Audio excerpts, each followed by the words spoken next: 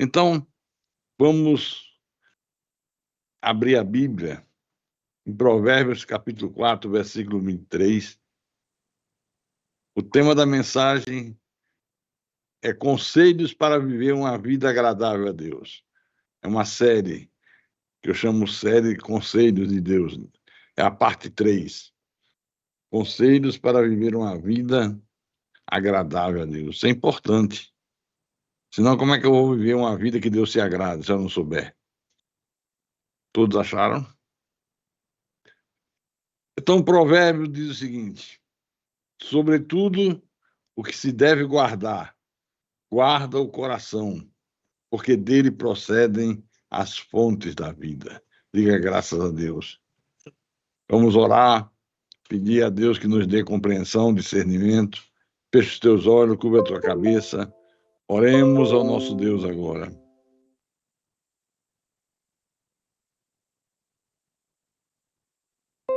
Senhor Jesus Cristo, Deus de infinita bondade e misericórdia, autor da minha fé, meu Salvador, meu Redentor que vive, aquele que escreveu os nossos nomes no livro da vida desde antes da fundação do mundo. Ainda ele não tinha fundado o mundo, nós já existíamos com ele. Ele nos criou como espíritos angelicais, a sua imagem, a sua semelhança. E hoje estamos aqui reunidos, meu Deus, para louvar o teu nome, para te adorar, para ouvir a tua voz, para sermos ensinados pelo teu Espírito Santo. Fala-nos nesta manhã de domingo. Fala a este homem, a esta mulher, a este jovem, a esta moça, este senhor, esta senhora, aquilo que eles precisam ouvir, não aquilo que eles querem ouvir. Usa-me como teu servo, como teu pastor. Dá-me a inspiração, a sabedoria, para que eu possa proclamar a tua palavra com verdade, sem misturas, sem doutrinas de homens, sem heresias, mas a verdade como saiu dos teus lábios. Eu te peço isso e te agradeço em nome de Jesus e que todos que creem digam amém, amém e amém. Meus irmãos amados e minhas irmãs em Cristo. Recife caiu.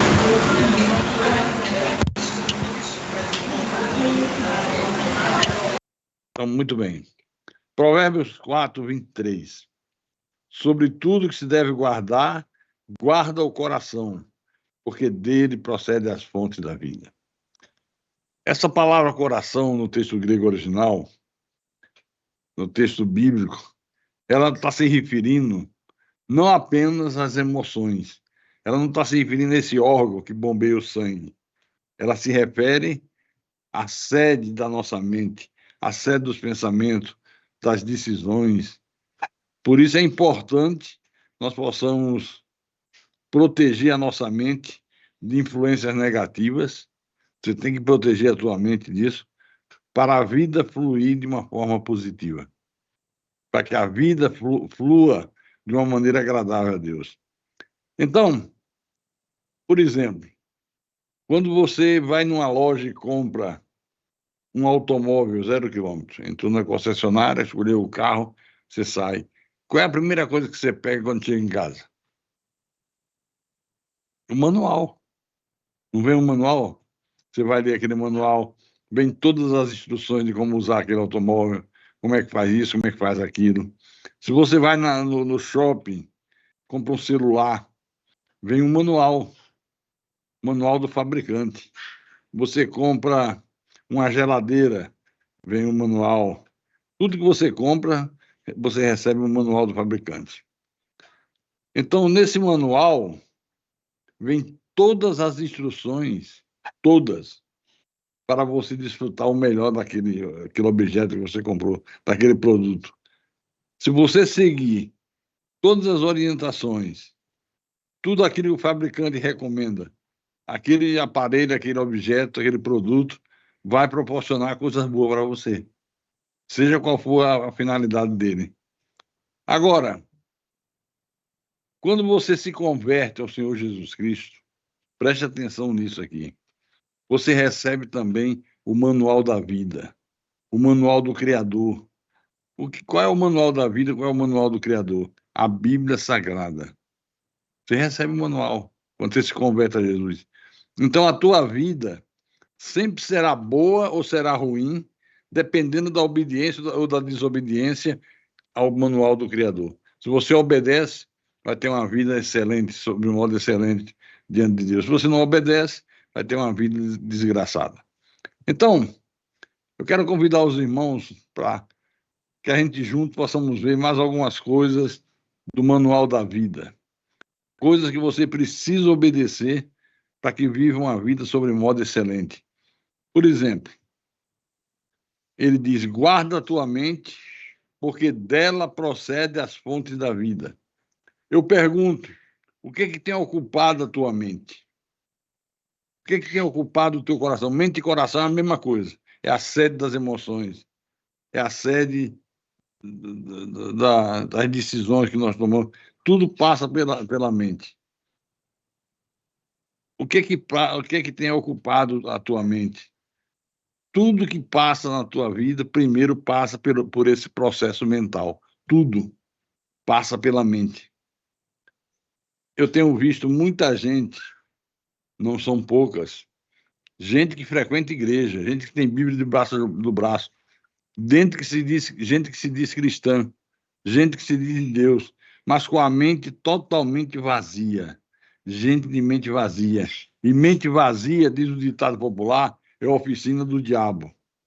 E aí a pessoa começa a encher a mente vazia com internet, com novelas que fazem apologia ao divórcio, às drogas, ao adultério, ao homossexualismo, a tudo que não presta.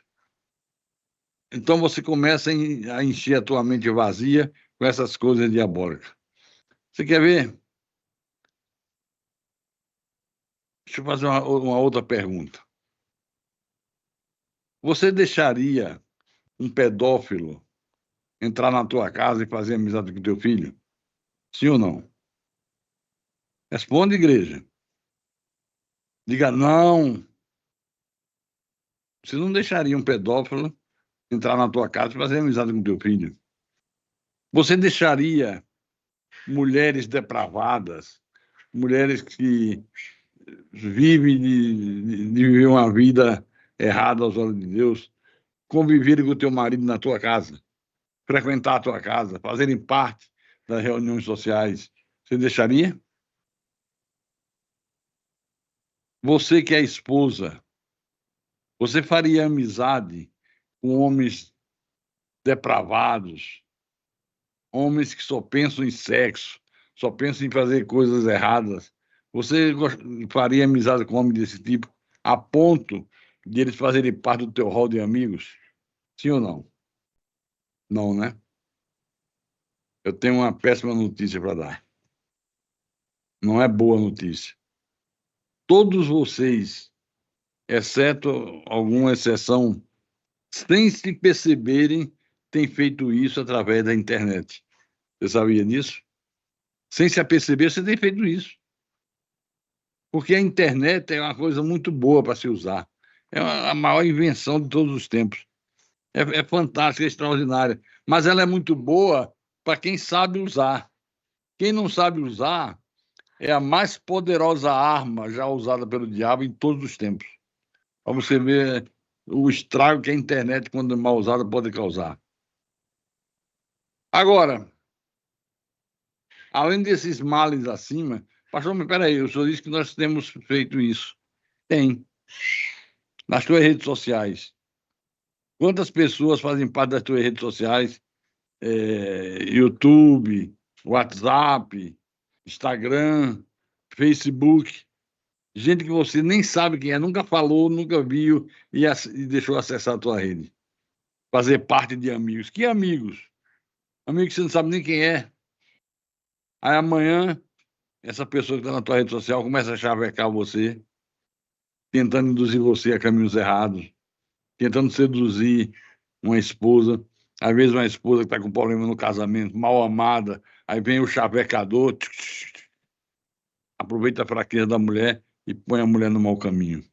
Você está convivendo com eles através da internet. Preste atenção nisso, que isso aqui é importante, muito importante.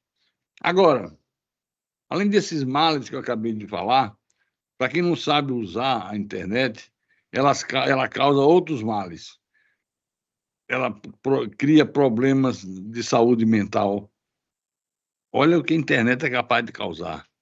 Criar problemas de saúde mental. Cria prejuízo às relações sociais. Hoje quase não há mais relações sociais. Hoje ninguém convive com ninguém. Qual foi a última vez que alguém foi na tua casa para conversar com você? Ih, pastor, nem lembro, faz séculos. Não fui não, mas todo dia eu dou uma ligada para ela. Acabou o convívio social, as relações sociais. A internet traz risco à segurança, à tua privacidade.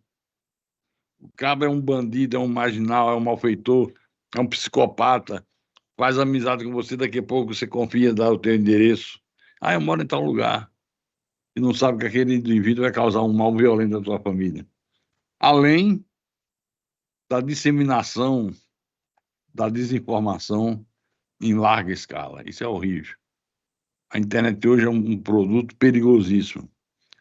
Agora, quando a gente fala de internet, ela também está diretamente associada ao surgimento e ao agravamento de diversos transtornos mentais. Por exemplo, ansiedade, depressão. Tudo isso a internet causa. É terrível. Por isso que eu disse que é a mais poderosa arma já usada pelo diabo em todos os tempos. Mas eu volto a perguntar: quais são os teus pensamentos, meu irmão? Quais são os teus pensamentos, minha irmã? O que é que você anda pensando? Quais são os pensamentos que têm ocupado a tua mente? Porque tem muitos cristãos que, por falta do conhecimento bíblico, têm a sua mente cheia de porcaria. Não conhece Bíblia, gasta horas em sala de bate-papo, onde não conhece ninguém, horas conversando com um estranho que você nunca vai conhecer, come toda sorte de porcaria virtual, navegam em sites que nunca deveriam navegar. Por quê? Porque tem a mente vazia. Aí preenche a mente com essas coisas diabólicas. Outra coisa que eu quero alertar a igreja nessa coisa de pensamento são os pensamentos viciados. O que são pensamentos viciados? É aquela pessoa que só pensa no que é mal. Só pensa no que é mal. Gente que é viciada na maldade, gente que é viciada no pecado, porque o pecado não começa no ato concreto em si. Ele começa no pensamento, quando você idealiza o pecado. O pecado não começa no ato concreto. Não é quando um homem e uma mulher se deitam numa cama e fazem sexo. Sexo ilícito. A pessoa casada pratica sexo com outro. Isso aí já foi pecado antes de você realizar, antes de você concluir o ato. Isso é importante. Outra coisa que faz parte desses pensamentos viciados é quando a pessoa só pensa negativamente. Não tem gente que é assim. Você não gosta de conversar com fulano. Tudo dele é negativo, tudo dele é para baixo, tudo dele é com dificuldade, tudo dele é um mimimi. Mas vamos ver aqui na Bíblia, Tiago capítulo 1, versículo 13 em diante. Tiago capítulo 1, versículo 13 em diante. Tiago, o irmão de Jesus na carne. Então ele escreveu à igreja e disse: ninguém ao ser tentado diga, sou tentado por Deus. Porque Deus não pode ser tentado pelo mal e ele mesmo a ninguém tenta. Ao contrário, cada um, olha o que ele vai falar agora, cada um é tentado pela sua própria cobiça, quando esta o atrai e seduz. Então, a cobiça, depois de haver concebido, dá à luz o pecado. E o pecado, uma vez consumado, gera a morte. Quer dizer que o pecado começa no abstrato, quando você idealiza na sua memória. Por isso eu digo sempre que pensamentos não se deleta, se substitui. Se substitui os pensamentos. Marque aí Mateus capítulo 5, versículo 27 e 28. Você vê que o pecado começa no abstrato, não é no fato concreto. Mateus capítulo 5, versículo 27 e 28. Jesus disse: ouvistes que foi dito, não adulterarás. Eu, porém, vos digo, qualquer que olhar para uma mulher com intenção impura no coração, já adulterou com ela. Olhou para uma mulher com pensamentos impuros, com desejos impuros, já adulterou. Não precisa fazer o ato concreto. Já no abstrato, na tua mente já idealizou, já pensou, vai conceber o pecado. Então, a grande batalha espiritual, minha, tua, nossa, é travada na nossa mente. Eu vou mostrar isso no Manual do Criador. Abre em 2 Coríntios, capítulo 4, versículo 4. 2 Coríntios, capítulo 4, versículo 4.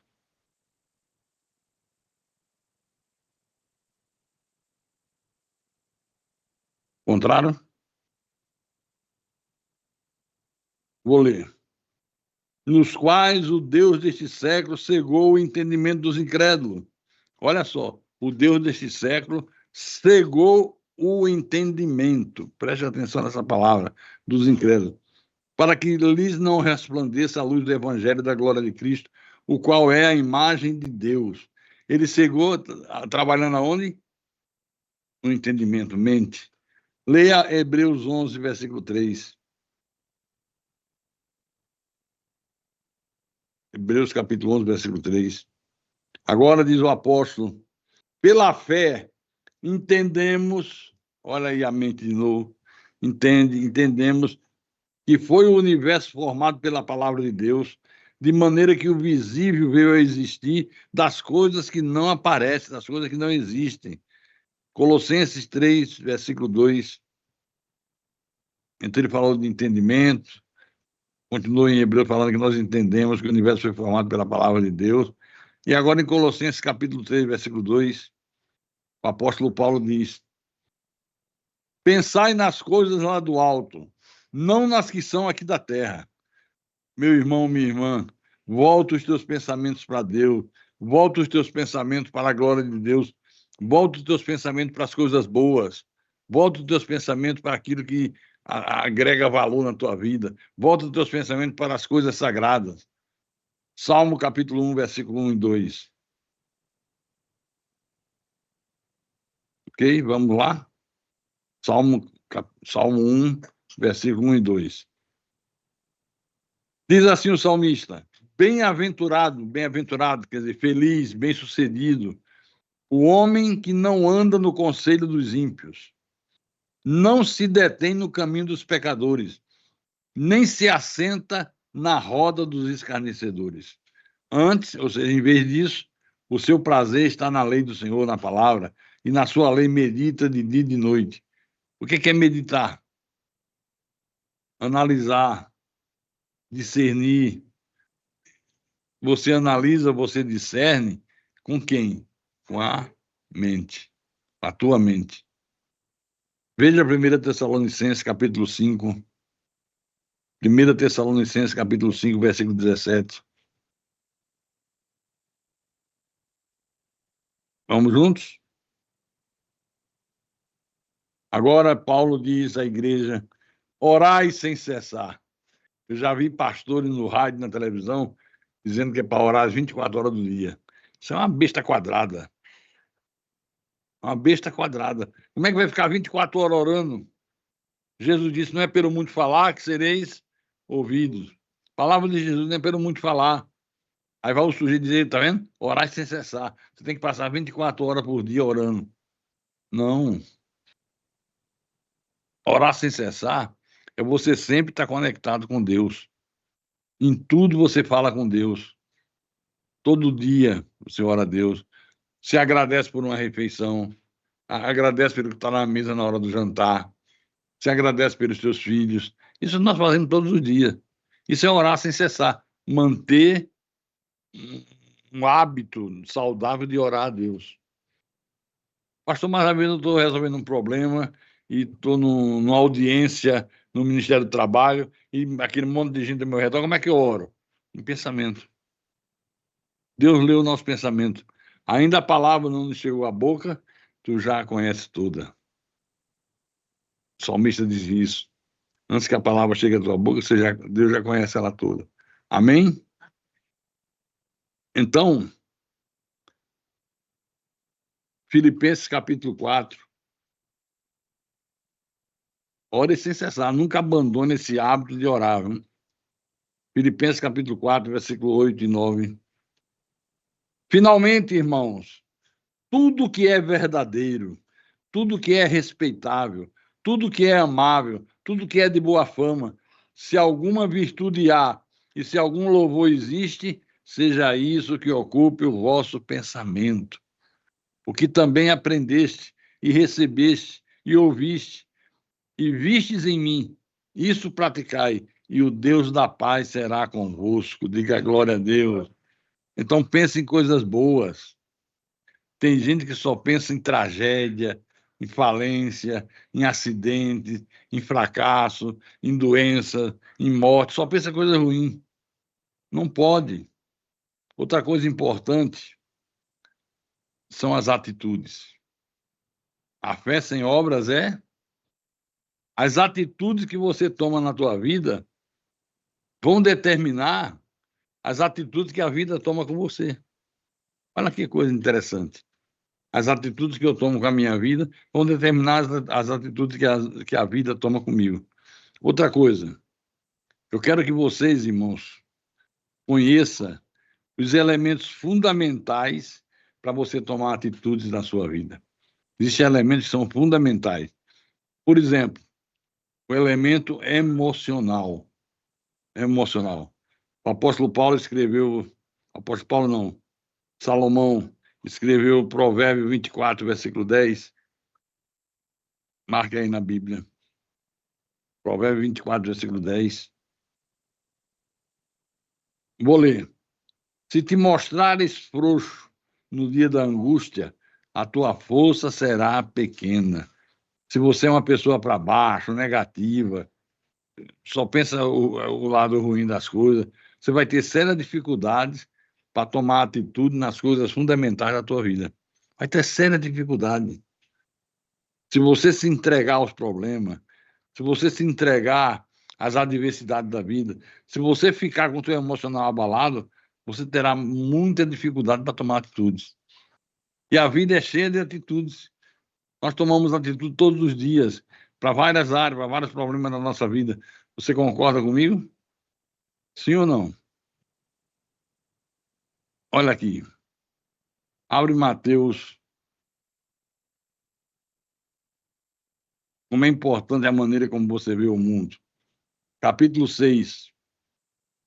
Mateus capítulo 6, versículo 22 e 23. O Senhor Jesus disse assim: são os olhos a lâmpada do corpo. Se os teus olhos forem bons, todo o teu corpo será luminoso. Se, porém, os teus olhos forem maus, todo o teu corpo estará em trevas. Portanto, caso a luz que há em ti sejam trevas, que grandes trevas serão. Quer dizer que a maneira como você vê a vida, ela será. A maneira como eu vejo a vida, ela será para mim. Da maneira que você vê a vida, ela será para você. Diga graças a Deus. Quando vierem as dificuldades, quando vierem as lutas, os dias de treva, quando vier o dia mau, se você fica murmurando, dizendo que é difícil, que não tem jeito, eu não aguento mais, eu não sei mais o que é que eu faço, eu estou a ponto de acabar com a minha vida, eu estou a ponto de me atirar da ponte, se atira. Se atira para você ver o que é bom para tosse. Então, creia, meu irmão, creia que a Bíblia diz: quando mais alta é a noite, mais próximo está o raiar do dia. Quando é que a noite é mais escura? 4 horas da manhã. mas quando ela está mais escura, é mais próximo está de aparecer a luz do sol. Assim é a nossa vida. Às vezes você está numa luta tremenda, terrível, está lutando, cada vez mais os problemas se multiplicando, você aguenta firme, e Deus está dizendo, quanto maior seja a tua luta, mais próximo está a tua vitória. Diga graças a Deus. Então, a maneira como nós vemos a vida, ela será para nós. Não fique murmurando, não fique dizendo que é difícil, não fique dizendo que não tem jeito, não abra a tua boca para dizer eu não aguento mais. Não faça isso.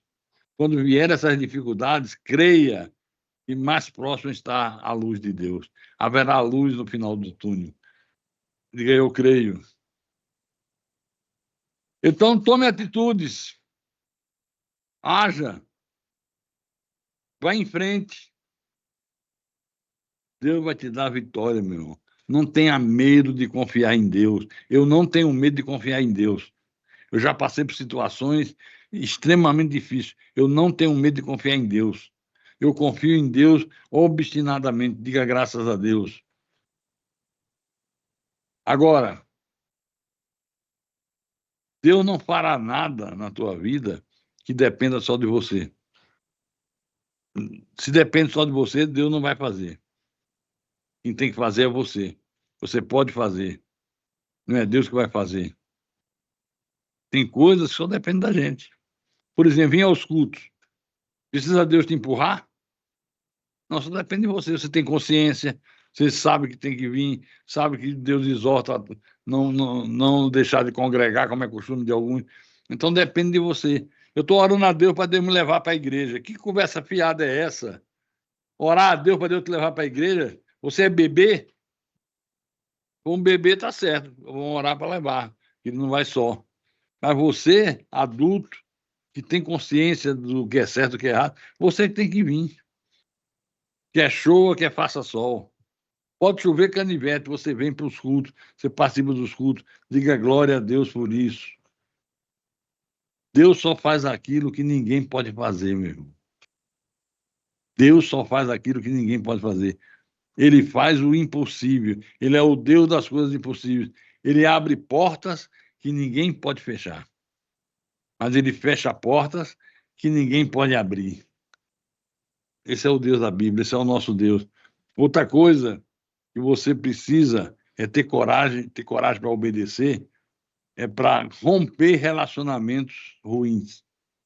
Romper relacionamentos que não vão te abençoar em nada, só vão te prejudicar. Preste atenção nisso. Não significa dizer que nós temos que deixar de conviver com pessoas que não são convertidas. Paulo escreveu isso à igreja, e até hoje tem igreja que interpretou isso como não pode manter relacionamento com uma pessoa incrédula. Você mora numa casa, seu vizinho é incrédulo, passa, não dá nem boa noite. Não, a Bíblia diz para não manter relação. Quero ter relação.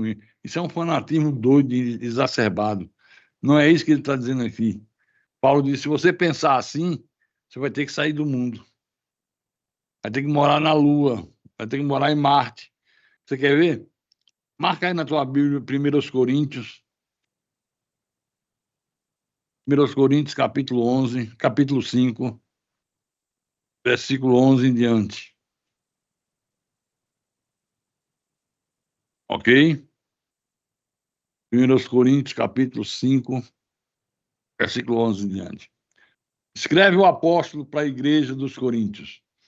Mas agora vos escrevo que não vos associeis com alguém que, dizendo-se irmão, dizendo-se convertido, dizendo-se filho de Deus, dizendo eleito, dizendo-se predestinado, foi impuro, ou avarento, ou idólatra, ou maldizente, fofoqueiro, falador, ou beberrão, ou roubador. Com esse tal, nem ainda comais.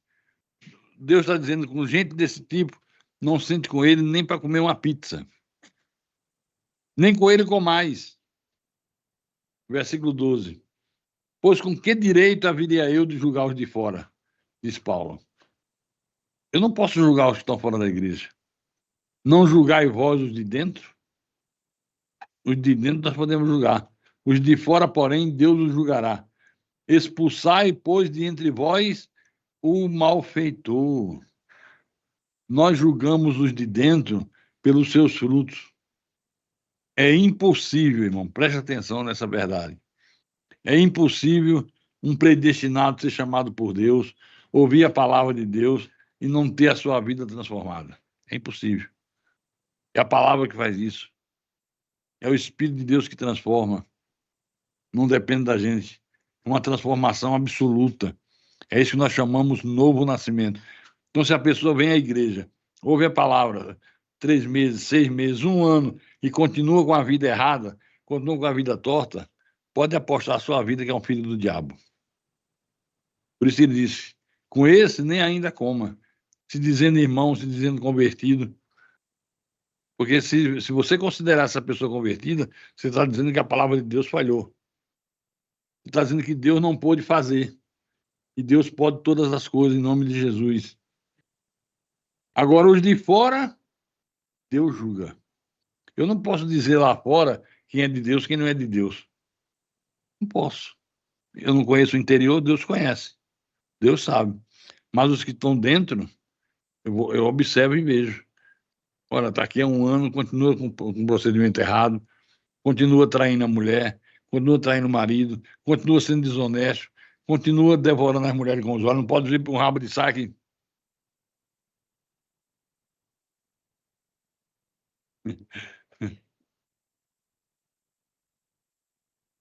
É verdade, não pode ver. Devora a mulher com os olhos. Então, os de fora, Deus julgará. Eu não posso saber, o cara pode estar lá fora, um beberrão, drogado, morador de rua, e ser um eleito de Deus. Amanhã, no tempo de Deus, Deus o converte, Deus o transforma, Deus muda. Aí sim. Agora, os de fora é Deus que faz isso, nós não podemos fazer. Mas os de dentro, Deus manda você julgar, nem ainda comais, expulsa do vosso meio o malfeitor. É como uma caixa de tomate. Se você botar uma tomate estragada junto, passa para todas as outras. Amém? Efésios capítulo 5, versículo 5 em diante. Efésios capítulo 5, versículo 5 em diante. Vou ler, hein? Atenção, atenção, povo de Deus. Sabeis, pois, isto: nenhum incontinente, ou impuro, ou avarento, que é idólatra, tem herança no reino de Cristo e de Deus. Ninguém vos engane com palavras vãs, porque por essas coisas vem a ira de Deus sobre os filhos da desobediência. Portanto, não sejais participantes com eles. Deus está dizendo que você não deve ter amizade com pessoas que praticam essas coisas. Uma pessoa que é fornicária. O que é uma pessoa que pratica fornicação? São pessoas que praticam sexo ilícito, adultério, prostituição, e vai uma lista imensa. Ele está dizendo, não tenha amizade com esse tipo de gente. Deus está dizendo que eu não devo ter amizade, eu não devo participar do modus vivendi dos ímpios. Agora eu posso ter um relacionamento social com eles. Ele está dizendo, não é porque a pessoa é ímpia que eu não posso ter um relacionamento. Que ela não possa me convidar para ir ao aniversário do filho, eu vou. Problema nenhum. O que Deus está proibindo aqui, pastor? Deus está proibindo aquelas pessoas que são verdadeiramente diabólicas. Você pode ser um idólatra, mas você não tenta jogar idolatria para mim. Você me respeita. Você mantém uma postura neutra. Você não faz chacota, você não fica zombando, você não fica aproveitando estar na tua casa para tirar onda com a minha cara, brincar com a minha fé. Depois ele diz: gente impura. Quem são esses impuros aqui? Gente que vive se drogando, usando droga, cocaína, maconha, gente que vive no álcool, dependendo do álcool, alcoólico, alcoólatra, gente que vive na depravação. Com esses aí você não pode conviver. O modo de viver dele é contrário ao teu. Avareza, o avarento. Quem é uma pessoa avarenta? Quem é uma pessoa avarenta? É gente mesquinha, mão de porco, não é assim que chama mão de porco? Ou é mão de vaca? Em algum lugar é mão de vaca, aqui no Nordeste é mão de vaca, no outro é mão de porco, que também é parecido com a mão de vaca. Então, só amo o seu próprio umbigo, vive em função de dinheiro, quer levar vantagem em tudo, esse é o avarento. Deus está dizendo, com esse você não viva, não tenha nem convivência social. Provérbios capítulo 13, versículo 29. Ok? Provérbios capítulo 13, versículo 29. Quem anda com os sábios será sábio, mas o companheiro dos insensatos se tornará mau. Provérbio 16, versículo 29. Provérbio 16, versículo 29. O homem violento alicia o seu companheiro e guia-o por um caminho que não é bom. Tem amizade com gente violenta, ele vai te guiar por um caminho que não vai ser bom para você. Vai fazer você sofrer as consequências. Não pode caminhar junto com essa gente. Salmo 1, versículo 2, 1 e 2. Salmo 1, versículo 2. Bem-aventurado o homem que não anda no conselho dos ímpios, não se detém no caminho dos pecadores, nem se assenta na roda dos escarnecedores. Antes o seu prazer está na lei do Senhor, e na sua lei medita de dia e de noite. Olha, 3 palavras que o Senhor usa aqui: andar, deter e sentar. Não anda, não se detém, não se assenta. Prestou atenção nisso? Quem é de Deus não pode andar com gente ímpia, gente que tem prazer em ser contra tudo aquilo que Deus ensina, tudo aquilo que Deus propõe. Tem gente que é terrível, é contra tudo de Deus, passa as 24 horas do dia escarnecendo de Deus. Gente que escarnece, que debocha da fé, que faz piada com a nossa fé, com a palavra. Deus manda você romper relacionamento com esse tipo de gente. Não é porque ela é incrédula, é porque ela é maléfica, ela é diabólica. Tem gente que é idólatra, é incrédulo, mas você nem sabe. Tem a religião dele, não incomoda ninguém, não faz a cabeça de ninguém, não zomba da religião de ninguém, da fé de ninguém. É uma pessoa íntegra, honesta, respeitadora. Com essa nós podemos conviver. O alerta de Deus é você não conviver com esse tipo de gente. Gente debochada, gente que tira sarro com a nossa cara, com a nossa fé, escarnece com esse nem ainda com mais. 1 Coríntios capítulo 15, versículo 33. Você já ouviu aquela pessoa que diz assim: meu vizinho não é crente não, mas parece um crente. Não bebe, não fuma, não diz palavrão, não dá em cima da mulher do outro, é honesto. Ele só é incrédulo, não crê, não quer saber das coisas de Deus. Esse nós podemos ter um relacionamento social. Falo isso porque se você pensar que não se relacionar com todos os ímpios, você tem que sair do mundo. E você se relaciona com os ímpios em tudo quanto é lugar. Você pega um ônibus, tá cheio de pessoas, ímpias e não ímpias. Teu filho estuda num colégio onde há pessoas ímpias e pessoas não ímpias. No teu trabalho, você convive com pessoas, mas você não escolhe as tuas amizades. Tem 2 ímpios. Um tem um comportamento adequado, respeitador, respeita a tua fé, tem uma conduta boa. O outro é debochado, esculhambado. O negócio é mulher, o negócio é cachaça. Com esse, não serve. Pode ser o melhor amigo seu, corta o relacionamento. É isso que Deus está propondo aqui. Então vamos lá, 1 Coríntios 15, 33. Não vos enganeis, as más conversações corrompem os bons costumes. No texto grego original, essa palavra corrompe significa apodrece por dentro. Apodrece você espiritualmente. Amém? As más conversações corrompem os bons costumes. Agora presta atenção no que eu vou dizer para você. Se você escolher coisas fáceis na vida, e nós temos a mania de escolher o que é fácil, se prepare para viver uma vida dificílima.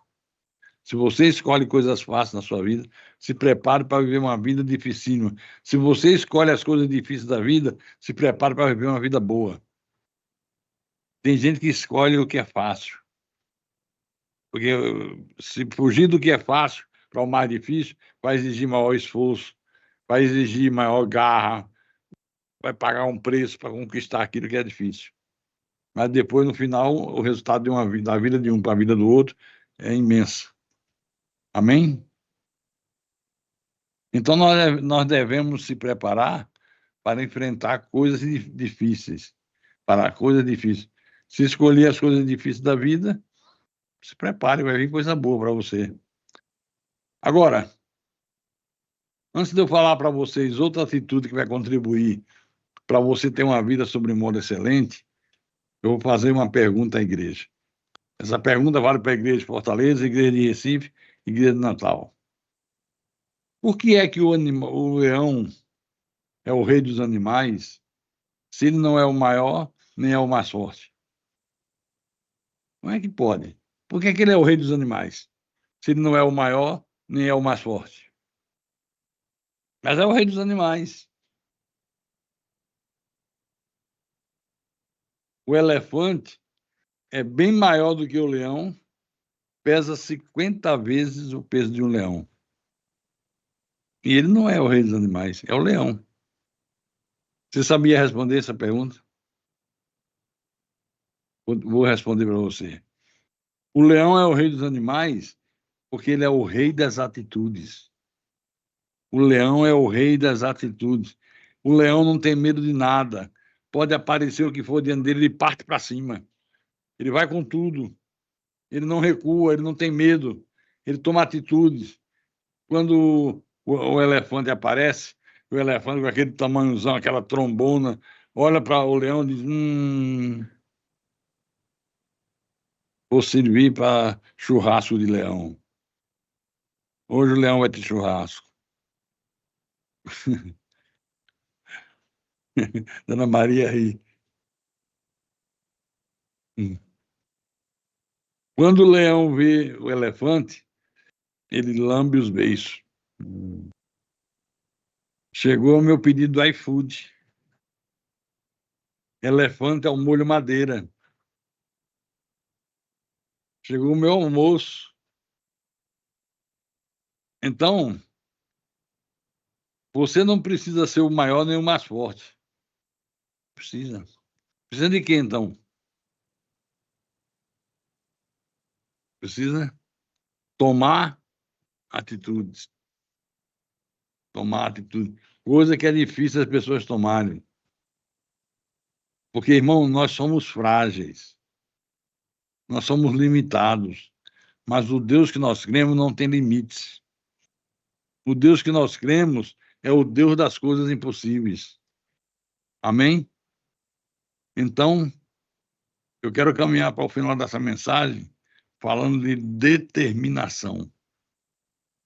Você tem que ser uma pessoa determinada. O que é uma pessoa determinada? É uma pessoa que decide com firmeza, firmemente, ela não volta atrás.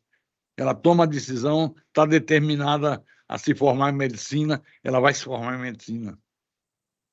Ela enfrenta tudo, ela passa a noite estudando, ela passa fome, ela passa necessidade, mas vou me formar, eu quero ser médico. E passa. Determinação. Amém? João capítulo 6, versículo 38. João capítulo 6, versículo 38. Jesus disse assim: porque eu desci do céu, não para fazer a minha própria vontade, e sim a vontade daquele que me enviou. Jesus decidiu firmemente pagar o preço para salvar o seu povo. Ele decidiu com firmeza. Determinação é muito importante, porque ao longo da tua vida, ao longo da minha vida, nós temos que tomar decisões importantes. Se eu não for determinado, se eu sou uma pessoa que ora quero uma coisa, outra hora quero outra, eu vou ter uma vida difícil. Não vou conseguir nada. Vai nadar, nadar, nadar e morrer na praia. Então, determinação. Você quer ver uma coisa? Você sabia que os discípulos tentaram dissuadir Jesus de passar pelo que ele disse que ia passar? Sabia disso? Marque aí Mateus 16, versículo 21 em diante. Mateus capítulo 16, versículo 21 em diante. Vou ler. Desde esse tempo, começou Jesus Cristo a mostrar aos seus discípulos que lhe era necessário seguir para Jerusalém e sofrer muitas coisas dos anciãos, dos principais sacerdotes e dos escribas, ser morto e ressuscitado ao terceiro dia. Desde esse tempo, Jesus começou a preparar os discípulos. Olha, eu vou para Jerusalém, eu tenho que ir, eu vou sofrer muita coisa, vou ser açoitado, vou levar a coroa de espinho na cabeça, vão me crucificar numa cruz, mas eu vou salvar o meu povo. Mas, em compensação, eu vou ressuscitar ao terceiro dia. Versículo 22.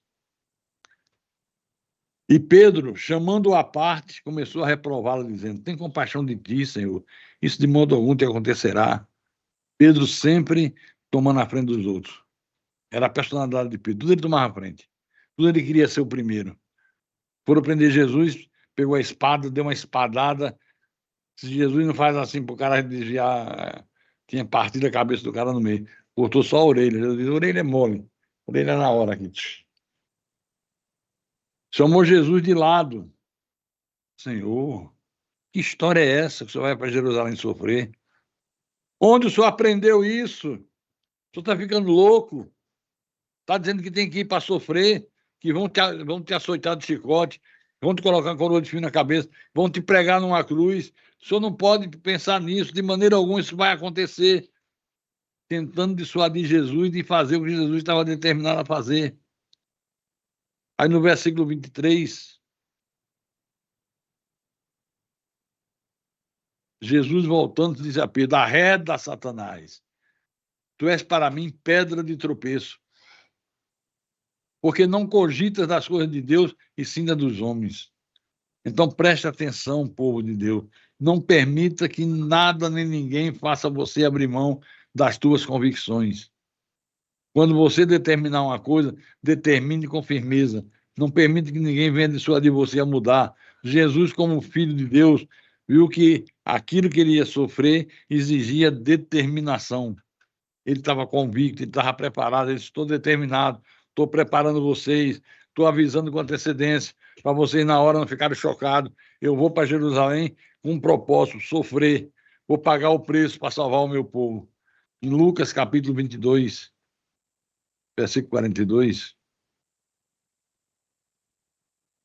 Jesus estava convicto que a coisa não era brincadeira. Ele tinha consciência de que o sofrimento que iria passar ia ser atroz. Então ele diz assim, Lucas 22, 42, Pai, se quiseres, passa de mim este cálice, essa dor, esse sofrimento que se apresenta.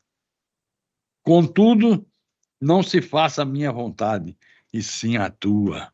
Estava determinado. Se possível, passa de mim, para eu não passar por esse sofrimento. Mas se não é dessa maneira que o senhor quer, se o senhor quer que eu pague o preço, assim seja, vou pagar o preço. Determinação. Essa foi a oração que Jesus fez no Getsemane. Aqui nessa oração, ele expressa toda a sua angústia, porque ele sabia do sofrimento que se apresentava logo à frente para ele. Olha, irmão, uma pessoa determinada não foge das lutas. Uma pessoa determinada não retrocede, não se acovarda, não foge do sofrimento. Ela é exemplo, como Jesus foi, um exemplo impactante. Jesus deu um exemplo do que é determinação. Você tem sido uma pessoa determinada? Eu sou determinado. Eu sou determinado. Para tudo. Para tudo na minha vida eu tenho determinação.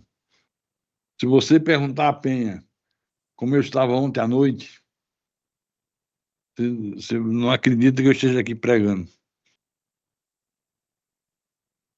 No parto tem uma coisa chamada congelamento. Congelamento está normal, de repente trava. Trava tudo. Você não consegue dar um passo. Não consegue levantar a cadeira. E eu não conseguia. Eu fiquei vendo um pouquinho de televisão depois que trabalhei o dia todo. Liguei para ver as notícias. Cochilei, tirei um cochilo bom. Quando abri os olhos, que tentei levantar, estava congelado. O pior é que numa cadeira desconfortável, machucando minhas costas, e Penha, coitadinha, com essa musculatura dela de lutadora contra mosquito, tentou, pastor, não aguento, não dá. Eu digo, Penha, eu estou com muita dor, estou mal sentado, a cadeira está me machucando. Aí eu digo, ai, Penha, faz alguma coisa, Penha, liga para a Adeli. A pastora estava lá vendendo os hambúrgueres dela, ligou para ela. Eu digo, bota aqui o telefone perto de mim. Ele manda Rafael ou Rodrigo correndo, que eu não estou aguentando, mas era muita dor, muita dor. Ela não teve nem a ideia de chamar um vizinho aqui do lado. Moço, dá para ajudar a socorrer o pastor aqui? Horrível. Até que meu filho chegou, com força, né? Me botou de pé e a dificuldade para me levar até a cama. Porque você fica congelado, você quer dar um passo e não consegue. Aí vai o corpo inteiro assim. O pé fica preso no chão e o corpo vai. Quem está segurando, se não tiver força, cai os dois. Hoje ela entrou no quarto cedinho. Eu acordei, era 5h30 da manhã. Aí depois ela chegou lá no quarto, a pastora dormindo, chegou de madrugada. Quem vai fazer o culto? Eu disse, o senhor vai aguentar? Eu digo, pela fé. O senhor vai tentar? Vou. Já falei que vou. E estou aqui. Determinação. Amém? Então, obedecer a Deus, meu irmão, exige coragem, exige determinação, exige sacrifício, exige tenacidade. Se você for uma pessoa determinada em obedecer a Deus, você passa por cima de tudo. Você suporta dores, você suporta fome, sede, você suporta o que vier, porque você está determinado a servir. Eu fico bobo. Tem gente que. Princípio de gripe. A gripe está onde? Pastor, está em Recife ainda, mas não chegou, mas vai chegar aqui. Já estou sentindo os sintomas. Rapaz, está que a gripe está em Recife, já está assim, já. Não vou nem poder vir quarta-feira à noite.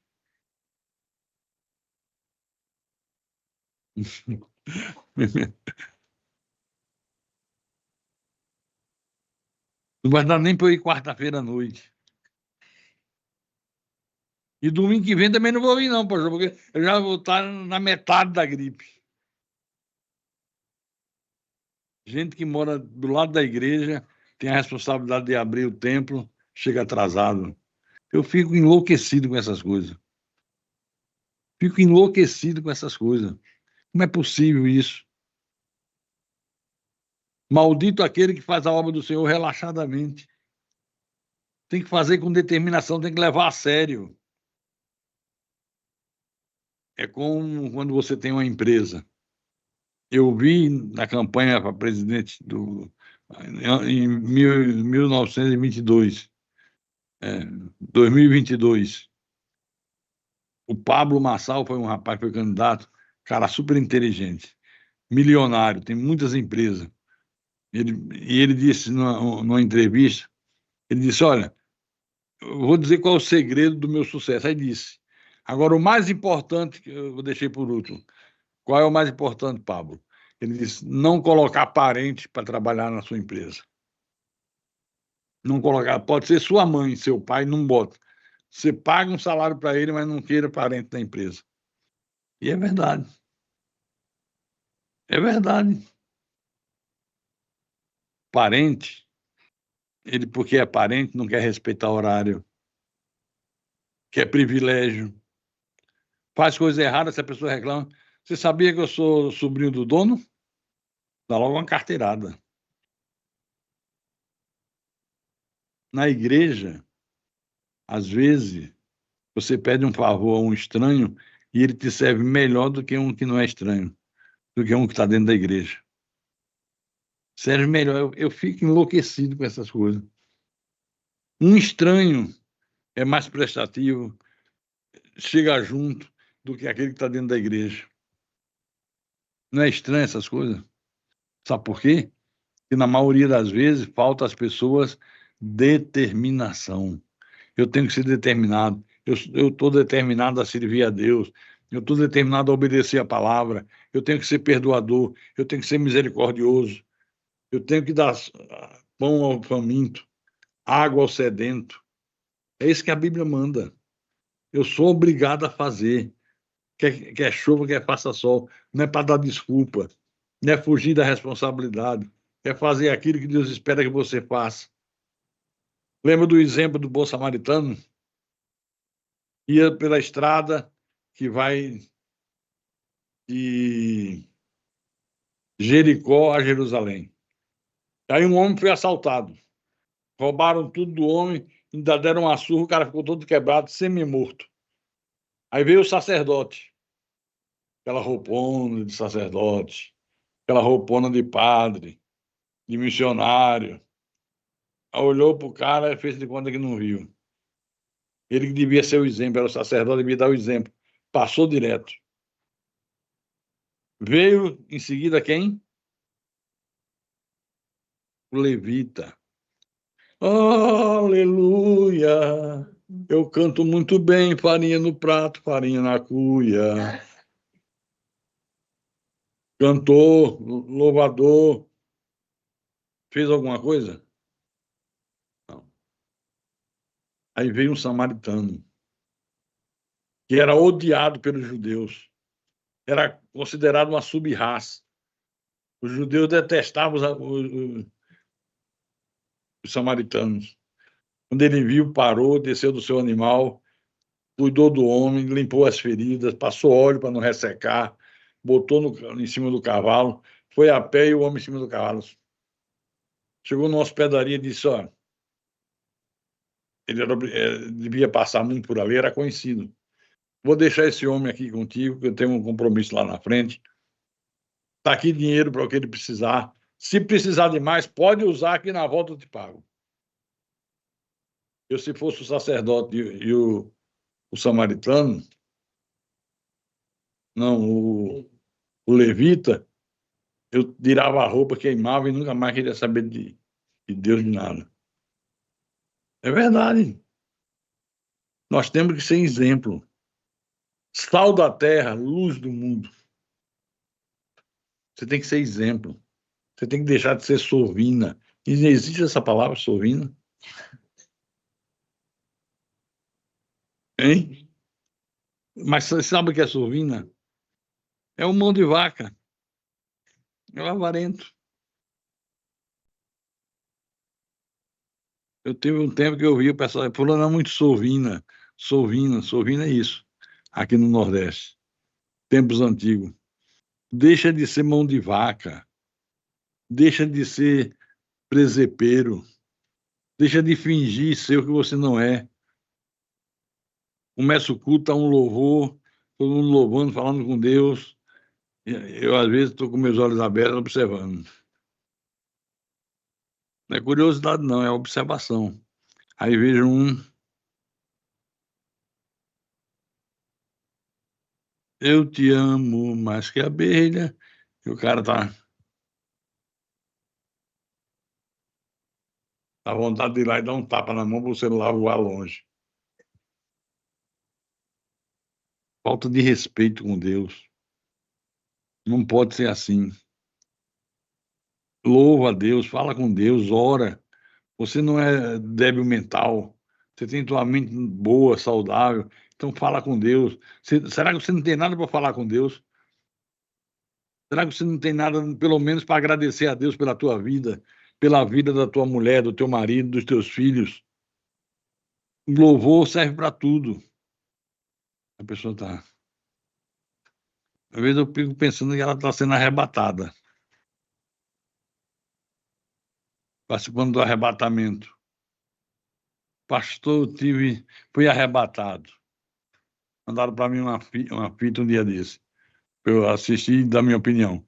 A mulher disse: fui arrebatado. O pastor só foi arrebatado para onde? Para o inferno. Estive no inferno. Rapaz, não tem outro lugar para você ser arrebatada, não, mentirosa. Inferno. Foi arrebatado para ver. Fui. Cheguei lá, tinha vários quartos. Uns gritos horríveis, muita dor, muito sofrimento, muito fogo. Eram as mulheres que usavam batom. Olha que mentirosa. No outro era homens gritando, desesperados, homens que jogaram futebol. E o pastor perguntou: quem mais a senhora viu? Vi as mulheres que usavam calça comprida. Eu digo: você não viu você lá, não? Não tinha um quarto especial para você? Mentirosa. Deixa de mentir. Inferno não foi feito para filho de Deus. Inferno foi feito para os filhos do diabo. Para nós será feito o novo céu e a nova terra, para que nós vivemos eternamente com Deus. Diga graças a Deus. E quem tem ouvidos para ouvir, que ouça o que o Espírito falou à igreja nesta manhã de domingo. Dê umas fotos, salva de palmas para Deus.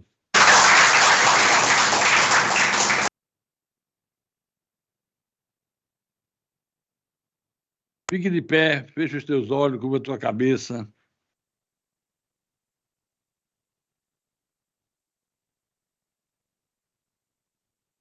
No final da minha oração, eu quero que o grupo de louvor cante Não Perca a Sua Fé. Prepara aí para não ficar procurando na hora. Oremos ao nosso Deus agora. Senhor Jesus Cristo, ouvimos a tua voz, fomos ensinados pelo teu Espírito. A palavra foi plantada na boa terra do coração. E se é verdadeiramente uma boa terra, ela vai produzir frutos a 100 por 1. Cada semente vai produzir 100 frutos. A colheita será grande, mas nós precisamos colocar em prática o que nós ouvimos. Precisamos ser obedientes à tua palavra. Precisamos ser determinados. Filhos de Deus no meio de uma geração corrompida. Vivemos num mundo onde reina a corrupção, o roubo, a desonestidade, o adultério, a fornicação, a maldade, a violência. O mundo que nós vivemos só nos apresenta coisas más. Mas nós, pelos olhos da fé, contemplamos a tua glória. Contemplamos a tua vinda. O Senhor virá com os santos anjos em volta. Os que morreram em Cristo ressuscitam primeiro. Depois, nós, os que estivermos vivos naquela época, seremos arrebatados junto com eles. E só ficarão nessa terra os filhos do diabo. E o Senhor destruirá esse mundo com fogo. E criará novo céu, nova terra, onde nós habitaremos para sempre com o Senhor. Não haverá choro, nem pranto, nem dor. Não haverá fome, não haverá violência, não haverá imundícies, não haverá depravação, não haverá novelas vomitando um vômito do inferno na sala de muitas casas. Nós estaremos vivendo nesse paraíso. É a volta ao começo. Aquilo que o Senhor preparou para Adão e Eva e que por desobediência eles perderam, nós vamos reviver na sua segunda vinda. É o que nos espera, meu Deus. Uma vida sobremodo excelente, para nós vivermos eternamente contigo. Por isso eu te peço, Santo de Israel, Senhor de todos os exércitos, dá entendimento a este homem, a esta mulher, para que eles coloquem no pensamento deles somente coisas boas, coisas agradáveis a ti, somente coisas que nos edifiquem, que nos prepare para as grandes lutas da vida. Nós queremos isso e te pedimos isto em nome do Senhor Jesus, o Rei da Glória, aquele que era, que é e que virá, aquele que é Deus eternamente, aquele que nos resgatou das trevas para a sua maravilhosa luz. É o que nós cremos, meu Deus. É o que nós desejamos e te agradecemos por isso. Em nome do Senhor, em nome de Jesus, e todo que crê, diga amém. Faça a tua oração particular agora. Faça a tua oração, você e Deus, nessa hora. Fale com Deus agora, meu irmão. Fale com o Senhor dos Exércitos, porque Ele ouve a tua oração. Não se preocupe em usar palavras difíceis. Use as palavras mais simples possíveis.